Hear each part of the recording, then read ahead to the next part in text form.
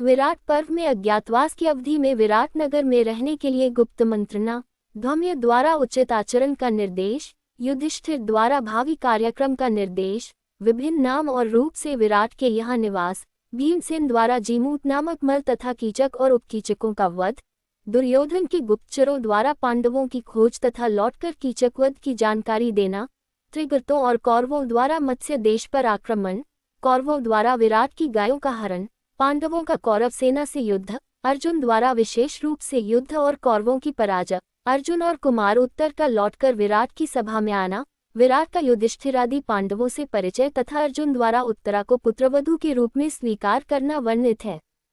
पांडवों का अज्ञातवास। राजा विराट के यहाँ आश्रय पांडवों को 12 वर्ष के वनवास की अवधि की समाप्ति कर 1 वर्ष अज्ञातवास करना था। वे विराट नगर के लिए चल दिए। विराट नगर के पास पहुंचकर वे सभी एक पेड़ के नीचे बैठ गए। युधिष्ठिर ने बताया कि मैं राजा विराट के यहाँ कंक नाम धारण कर ब्राह्मण के वेश में आश्रय लूंगा। उन्होंने भीम से कहा कि तुम वल्लभ नाम से विराट के यहाँ रसोई का काम मांग लेना। अर्जुन से उन्होंने कहा कि तुम बृहन्नला नाम धारण कर स्त्री भूषणों से सुसज्जित होकर विराट की राजकुमारी को संगीत और नृत्य की शिक्षा देने की प्रार्थना करना तथा नकुल ग्रंथिक नाम से घोड़ों की रखवाली करने का तथा सहदेव तंत्रिपल नाम से चरवाहे का काम करना मांग ले। सभी पांडवों ने अपने अपने अस्त्र शस्त्र एक शमी के वृक्ष पर छिपा दिए तथा वेश बदल बदल कर विराट नगर में प्रवेश किया। विराट ने उन सभी की प्रार्थना स्वीकार कर ली। विराट की पत्नी द्रौपदी के रूप पर मुग्ध हो गई तथा उसे भी केश सज्जा आदि करने के लिए रख लिया। द्रौपदी ने अपना नाम सैरंध्री बताया और कहा कि मैं जूठे बर्तन नहीं छू सकती और न ही जूठा भोजन कर सकती हूँ। कीचक वध। एक दिन विराट की पत्नी सुदेशना का भाई कीचक सैरंध्री पर मुग्ध हो गया। उसने अपनी बहन से सैरंध्री के बारे में पूछा। सुदेशना ने यह कहकर टाल दिया कि वह महल की एक दासी है।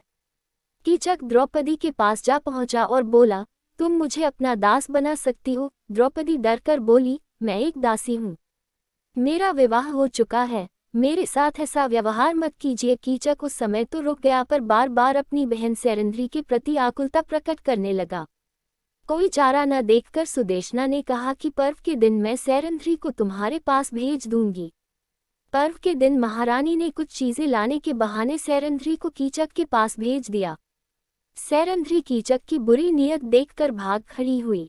एक दिन एकांत में मौका पाकर उसने भीम से कीचक की बात बताई। भीम ने कहा कि अब जब वह तुमसे कुछ कहे उसे नाट्यशाला में आधी रात को आने का वायदा कर देना तथा मुझे बता देना। सैरंध्री के कीचक से आधी रात को नाट्यशाला में मिलने को कहा। वह आधी रात को नाट्यशाला में पहुंचा, जहां स्त्री के वेश में भीम पहले ही उसकी प्रतीक्षा कर रहे थे। भीम ने कीचक को मार दिया।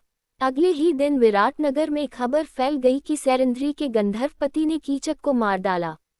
गोधन हरण कीचक वध का समाचार दुर्योधन ने भी सुना तथा अनुमान लगा लिया कि सैरंध्री नाम की दासी द्रौपदी तथा उसके गंधर्व पति पांडव ही हैं। तब तक पांडवों के अज्ञातवास की अवधि पूरी हो चुकी थी। त्रिगर्तों और कौरवों द्वारा विराट पर आक्रमण। त्रिगर्त देश का राजा कीचक से कई बार अपमानित हो चुका था। कीचक की मृत्यु का समाचार सुनकर उसके मन में विराट से बदला लेने की बात सूझी। सुशर्मा दुर्योधन का मित्र था। उसने दुर्योधन को सलाह दी कि यदि विराट की गायें ले आई जाएं तो युद्ध के समय दूध की आवश्यकता पूरी हो जाएगी। आप लोग तैयार रहें, मैं विराट पर आक्रमण करने जा रहा हूँ। उसके जाते ही दुर्योधन ने भी भीष्म, द्रोणाचार्य, कृपाचार्य, कर्ण, अश्वत्थामा आदि के साथ विराट पर आक्रमण कर दिया। महाराज विराट भी कीचक को याद करके रोने लगे पर कंक युधिष्ठिर ने उन्हें धैर्य बंधाया। सुशर्मा ने बात ही बात में विराट को बांध लिया, पर इसी समय कंक ने वल्लभ भीम को ललकारा। वल्लभ ने सुशर्मा को बांधकर कंक के सामने उपस्थित कर दिया और विराट के बंधन खोल दिए। इसी समय कौरवों के आक्रमण की सूचना मिली। दुर्योधन ने भीष्म से पूछा कि अज्ञातवास की अवधि पूरी हो चुकी है या नहीं। भीष्म ने बताया कि एक हिसाब से तो यह अवधि पूरी हो चुकी है, पर दूसरे हिसाब से अभी कुछ दिन शेष हैं। विराट भयभीत हो चुके थे, पर बृहन्नला अर्जुन के कहने पर उत्तर कुमार युद्ध को तैयार हो गया। बृहन्नला ने अपना असली परिचय दिया और शमी के वृक्ष से अपना गांडीव तथा अक्षय तूणीर उतार लिया तथा भयंकर संग्राम किया। कर्ण के पुत्र को मार डाला, कर्ण को घायल कर दिया, द्रोणाचार्य और भीष्म के धनुष काट दिए तथा सम्मोहन अस्त्र द्वारा कौरव सेना को मूर्छित कर दिया। युद्ध के बाद विराट को पांडवों का परिचय प्राप्त हुआ तथा अर्जुन से अपनी पुत्री उत्तरा के विवाह का प्रस्ताव किया, पर अर्जुन ने कहा कि वे उत्तरा के शिक्षक रह चुके हैं, अतः अपने पुत्र अभिमन्यु से उत्तरा के विवाह का प्रस्ताव किया। धूमधाम से अभिमन्यु और उत्तरा का विवाह हो गया। विराट पर्व के अंतर्गत 5 उप पर्व और 72 अध्याय हैं। इन 5 उप पर्वों के नाम है पांडव प्रवेश पर्व, समीपालन पर्व, कीचकवध पर्व, गोहरण पर्व, वैवाहिक पर्व।